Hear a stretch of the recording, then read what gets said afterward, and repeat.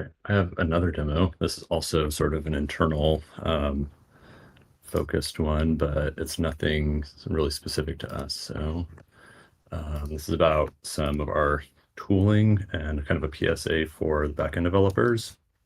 So if you're ever running tests, I've just got my demo test here, and you see some failures that are like expected true, but was false.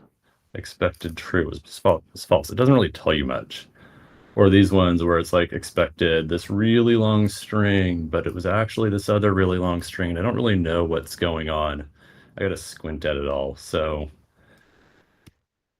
that's because we're using JUnit, which is the pretty much standard Java testing unit. But I've recently added support for Truth, which is another testing framework from Google. So I can rewrite some of these.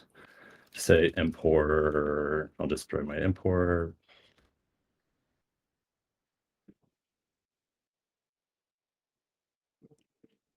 And then I can change my assert equals down here to be assert that actual is equal to expected. Replace that. And then I've got like this, here's in one of these, let's see. Yeah, oh yeah, assert true. List contains element. I can change that to assert that list contains element.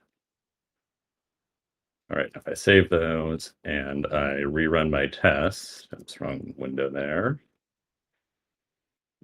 My assertion demo. Now I'm going to find that it's actually trimmed out most of the text and just highlights the part that has the change in it. So it's a lot easier to find that. And then also I did the one that says the list contains the element, and now it says was expected to contain grapes that actually contained all this other parts. So that's cool, but it's kind of a pain to go rewrite all of these. So I went ahead and I looked into this tool called semgrep. And if I go semgrep and I run this JUnit truth YAML set of rules that I made, it will actually go and take that file and do some pattern matching and change my assert equals to assert that this is equal to that. This assert true, change to asserting that something is true. And that's pretty good. But I still have just an asserting it's true at the end.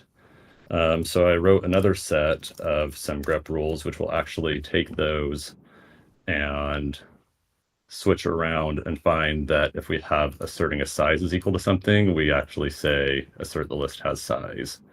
Or if we're doing an assertion on containing a key, we can use native assertions. And now when we run our tests, all of those have better outputs. And so I can see that my map has a particular key and it includes all the other parts.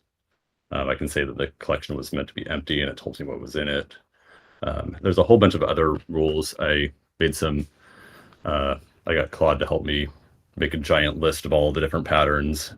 So I'll hopefully slowly be switching over a lot of our assertions in the code base to help make it easier for people to read when they have test failures. And I encourage people to start using it themselves. Hit me up if you have any questions. There's lots of good docs out there too.